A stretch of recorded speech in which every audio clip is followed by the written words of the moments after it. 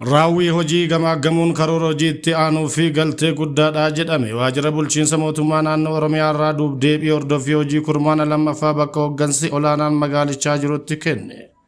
Gareen waajjira bulchiinsa mootummaa naannoo Oromiyaa irraa duubdeebii hordoffii hojii kurmaana lammaffaa akka magaalichaatti ilaalaniin hojiileen misoomaa fayyadamummaa uummataa mirkaneessan hedduun hojjetamaa jiraachuu ibsuuni. Magaalichatti hojiin hojjetamaa jiru kan jajjabeeffamuu fi ciminaan itti deemamuu akka qabu eeraniiru.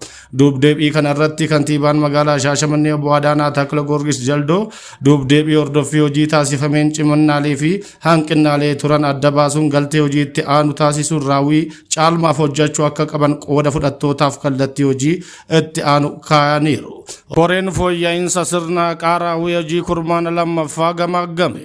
Koreen fooyya'insa sirna haqaa magaalaa Shaashamannee gabaasa raawwii hojiilee kurmaana tokkoffaa keessatti raawwataman dhiyeessuun mariin irratti gaggeeffamee jira.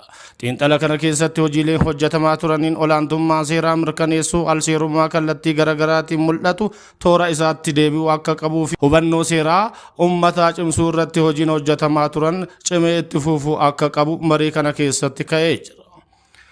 Kantiibaan bulchiinsa magaalaa Shaashamannee obbo Adaanaa Takla Goorgis Jaldoo yaada kennaniin akka ibsanitti qindoominni koreen fooyya'insa sirna haqaatiin dantaa mootummaa fi uummataa kabachiisuu irratti hojiin bal'aa fi bu'a qabeessa ta'e hojjetamuu isaa kaasuun faayidaa fi dantaa mootummaa fi uummataa kabachiisuu keessatti gaheen qaamolee hundaa murteessaa waan ta'eef hunduu miira itti gaafatamummaa qabuun hojii kana akka raawwatu dhaamaniiru.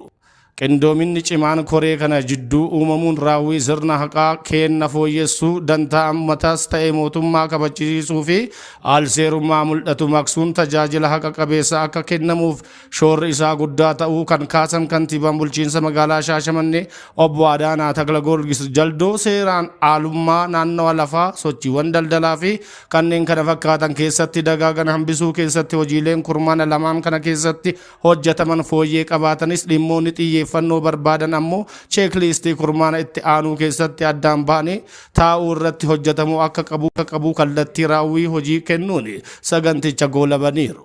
Oduu wajjin Amaan Abbaa Waltajjii ture. Fayyaa qabaadhaa.